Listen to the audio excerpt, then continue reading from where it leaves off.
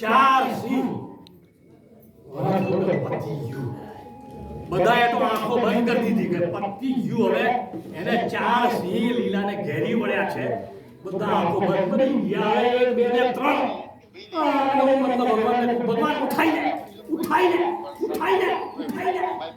અને થોડી વાર બધાએ આંખ ખોલીને જોયું ને ત્યાં તો ચારે સિંહ ગાયબ. લીલા એવી એવી ઉભી હતી. બધા સિંહ જતા ગયા. બોલો આ બહેરા તો આવા બહેરાનું સિંહ પણ ભાગી જાય. બોલો એટલે એ એટલી મોટી સિંહણ કરી છે કે મારા ઘરમાં જતો ને એ સિંહણ છે ને મને એકદમ પકડી ગયો. આ ઉદાહરણ પકડી ગયો અને સિંહણ જેવી મારી બહેરી મારા ઘરમાં અહીંયા પાછળ આવી ખબર નહીં આપણે. બોલો એ સિંહણ મારા ઘરની અંદર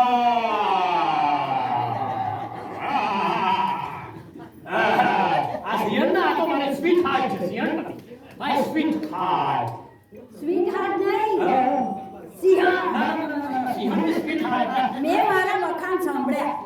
હું તો તને એમ પૂછતો હતો આ બધાને કહે તું કે ચાર સિંહ તે કેવી રીતે ભગાડ્યા? એ તો બહુ સહેલું હતું. કેવું? પહેલો સિંહ આવ્યો, હા એને મેં કહ્યું તારે મને ખાવી હોય તો ખા, પણ મને કોળો ના થયો છે. ના સિંહને કહું કે કરો ના થયો.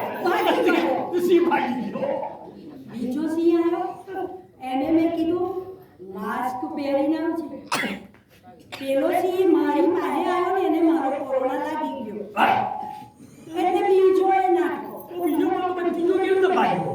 ત્રીજાને તો મેં એવું કહ્યું પેલા બે સિંહ તારી સિંહણ પાછળ ગયા છે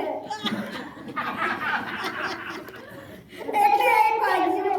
અને ચોથો તો આવ્યો ને, હું એને જોઉં, એ મને જોઉં, હું એને જોઉં, એ મને જોઉં, હું એને જોઉં, એ મને જોઉં. એને કહ્યું ના આવ્યો હોય એટલે મેં એક ડગલું આગળ વધી ભાગ્યો. બાપરે ઊભી પૂછડીએ ભાગ્યો. બોલો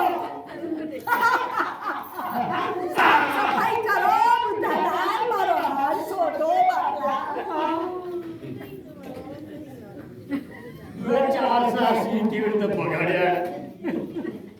અરે ભાઈ આ તો સિંહને તો ભગાડ્યા પણ પછી બીજે દિવસે તો અમારે ભાગવાનો કેમ ખબર છે? આ સારું સાર પડી ને આખા આફ્રિકામાં વાત ફેલાઈ ગઈ કે પેલા બેને ચાર સિંહને ભગાડી દીધા.